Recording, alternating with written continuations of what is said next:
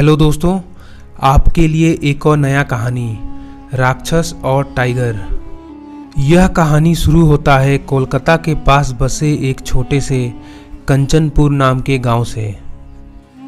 उसी गांव में एक रंगा नाम का सनकी गुंडा रहता था और वह तरह तरह के नए नए प्रयोग किया करता था। देखो अंकित भाई, मैं एक बहुत ही बड़े प्रोजेक्ट पे काम कर रहा हूँ। अगर यह सफल हो गया तो हम लोग मालामाल हो जाएंगे और बहुत सारे पैसे बना लेंगे। रंगा ने जंगल के बीच में एक छोटा सा लैब बना रखा था और वहाँ पर वह छुपकर तरह तरह के एक्सपेरिमेंट किया करता था। रंगा अंकित को अपने लैब में लेकर जाता है और उसको लैब में अपने सारे चीज़ों को दिखाकर कहने लगता है, मैंने एक ऐसा केमिकल बनाया है जिसका इस्तेमाल करके हम जानवरों को बड़ा या छोटा कर सकते हैं। यदि तुम मेरा मदद करो तो हम लोग बहुत पैसे कमा सकते हैं। इस तरह वह अंकित को सारी बात बताता है और उसको यह भी बताता है कि दूर समुद्र के बीच में एक टापू है और वहाँ पर कुछ खतरनाक दानव रहते हैं। अंकित और रंगा दोनों उस टापू पर पहुँच जाते हैं। उस टापू पर जाकर वह देखते हैं कि वहाँ पर अजीब तरह के छोटे छोटे राक्षस रहते हैं और वहाँ पर एक तालाब भी है। वह उस तालाब की ओर बढ़ने लगते हैं। उनको देखकर वह राक्षस जल्दी से उस पानी के अंदर छुप जाते हैं।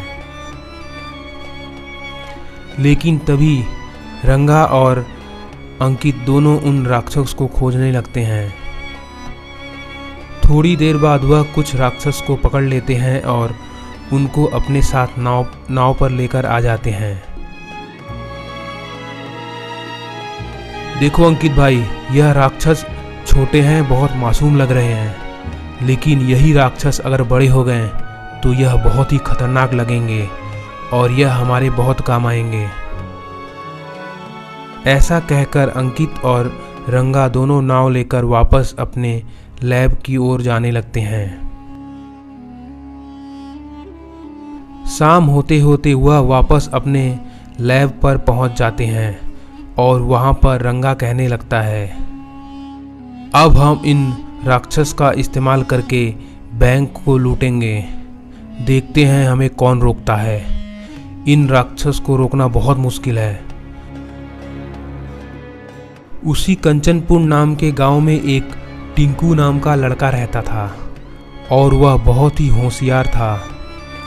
एक दिन उसका दोस्त सुनील उससे मिलने आता है। सुनील और टिंकू बहुत ही अच्छे दोस्त थे और वह हर काम साथ में किया करते थे। टिंकू अपने दोस्त सुनील से कहता है, देखो सुनील, मैं कई दिनों से एक टाइगर रोबोट बनाने का सोच रहा हूँ और यह भी सोच रहा हूँ कि उसके बहुत सारे पैर होने चाहिए, तभी मज़ा आएगा। वह दोनों आपस में बात करते हैं और कुछ दिनों बाद एक टाइगर रोबोट बनाना शुरू कर देते हैं। वह कई दिनों तक उसमें लगे हुए थे। उसी गांव में एक बैंक था और उसी बैंक को लूटने का प्लान रंगा और अंकित बना रहे थे। रंगा और अंकित अपना कार लेकर तेजी से उस बैंक की ओर बढ़ने लगते हैं। उधर बैंक में बहुत भीड़ थी और चारों ओर लोग जमा थे। अब मैं दिखाता हूँ अपने केमिकल का कमाल। देखो यहाँ से लोग कैसे डर के भागेंगे और हम लोग कितने आसानी से इस बैंक को लूट लेंगे। उसके बाद वह एक दानव को पकड़ लेता है और केमिकल पिलाने लगता है। जितना पीना है पी ले, जल्दी जल्दी पी, अब दिखा सबको अपना जादू। ऐसा कहकर वह उस दानव को अपने हाथ में पकड़ के बैंक की ओर फेंक देता है। केमिकल पीने के कारण वह दानव बहुत ही बड़ा हो जाता है और उसको देखकर सभी लोग एकदम घबरा जाते हैं। धीरे धीरे करके वह बहुत सारे दानव को वहाँ पर भेजता है और उन सभी दानों को देखकर सभी लोग बहुत घबरा जाते हैं और वहां से खूब तेज दीवार कूदकर भागने लगते हैं। उधर एक आदमी बहुत डर चुका था, वह भी अपनी जान बचा के वहाँ से भाग निकलता है। इस तरह पूरा बैंक खाली हो चुका था और सभी लोग भाग चुके थे। तभी रंगा अपना बंदूक निकाल के उन सभी दानवों को मार देता है। सभी दानवों को मारने के बाद वह आसानी से उस बैंक के अंदर घुस जाते हैं और बोरी भर भर के बहुत सारे पैसे उस बैंक से निकाल कर लेकर जाने लगते हैं। पुलिस के आने से पहले ही रंगा और अंकित तेज रफ्तार से कार चलाकर वहां से भागने लगे। बैंक में चोरी की बात पूरे गांव में फैल गई थी और यह बात टिंकू को भी पता चला। टिंकू अपना खिलौना टाइगर लेकर उस चोर को पकड़ने के लिए निकल जाता है और चलते हुए उस जंगल की ओर बढ़ने लगता है जहां पर वह कार गया था।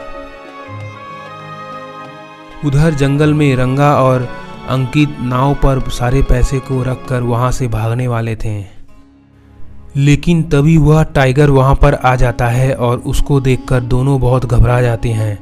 और रंगा कहता है, अरे इतने टांग वाले टाइगर, यह तो मैं पहली बार देख रहा हूं। उस रोबोट टाइगर के अंदर से टिंकू पुलिस को फोन लगाता है और तभी पुलिस तेज रफ्तार से वहां पर आ जाती है और दोनों को पकड़ लेती है। हेलो दोस्तों, आपके लिए एक और नया कहानी। यह कहानी है कानपुर के पास बसे एक छोटे से गांव की। उस गांव में हर साल कोई नई चीज बनाने का कंपटीशन होता और कंपटीशन में जीतने वाले को बहुत सारा इनाम मिलता। एक दिन मनोज अपने बीवी से कहता है, हर साल की तरह इस साल भी मैं यह कंपटीशन जीतूंगा और बहुत सारे पैसे कमाऊंगा। इस गांव में कोई भी ऐसा नहीं है जो मेरे से अच्छा कोई चीज बना सके।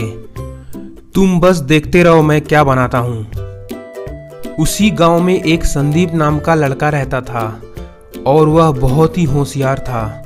वह मन ही मन सोच रहा था, इस बार मुझे भी कुछ बनाना चाहिए, कोई ऐसी चीज जिसको देखकर लोग बहुत खुश हो जाएं। क्या बनाऊं, थोड़ा सोचता हूँ।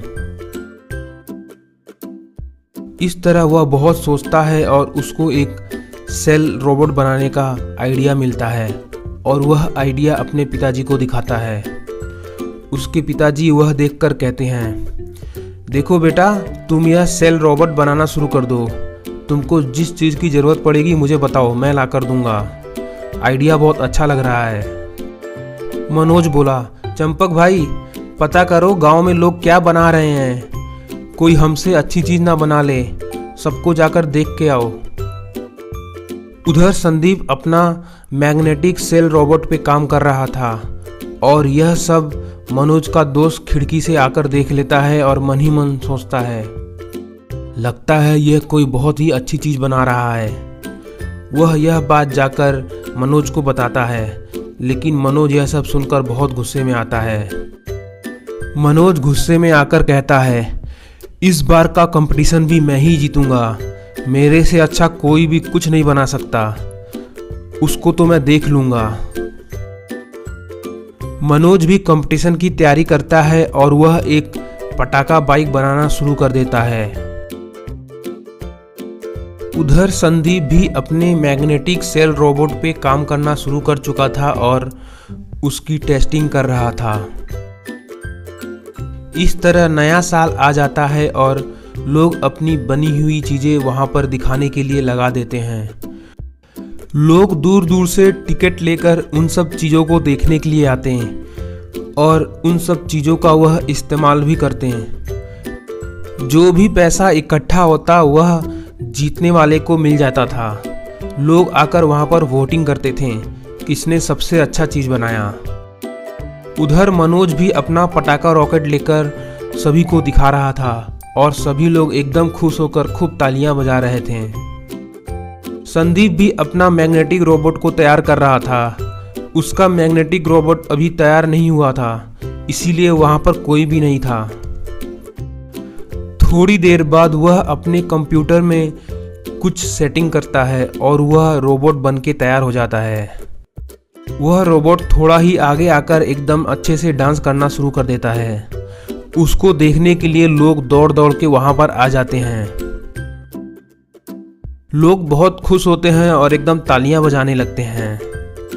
लेकिन कुछ देर बाद कुछ ऐसा होता है कि सभी लोग एकदम डर जाते हैं। वह मैग्नेटिक रोबोट एकदम गुस्से में आ जाता है और किक मारना शुरू कर देता है। यह सब देखकर लोग बहुत डरते हैं और वहां से तेजी से भाग निकलते हैं। वह रोबोट एकदम बेकाबू हो चुका था और वह जाकर मनोज को एक लात मारता है। उसका पटाखा बाइक बहुत दूर जाके गिरता है और मनोज वहीं पर बेहोश हो जाता है। वह रोबोट उस माचिस कार में आग भी लगा देता है। यह सब देखकर संदीप बहुत दुखी होता है और उसे समझ में नहीं आता है कि गड़बड़ कहाँ हुआ। दरअसल रात में जब सब लोग सो रहे थे, मनोज ने ही आकर गड़बड़ की थी। संदीप किसी तरह मनोज को खींचकर उस बड़े रोबोट से उसकी जान बचाता है। मनोज यह सब देखकर बहुत दुखी होता है और माफ़ी मांगना शुरू कर देता है और कहता है, मुझे माफ़ कर दो, मैंने ही तुम्हारे इस रोबोट में गड़बड़ी की थी रात को, मुझे माफ़ कर दो, कैसे इसको रोके बताओ। तभी संदीप एक मैग्नेटिक सेल कार बनाता है और मनोज उसको लेकर बहुत तेज़ी से चलाना शुरू कर देता है और उस बड़े रोबोट को टक्कर मार के वहीं पर गिराकर ख़राब कर देता है।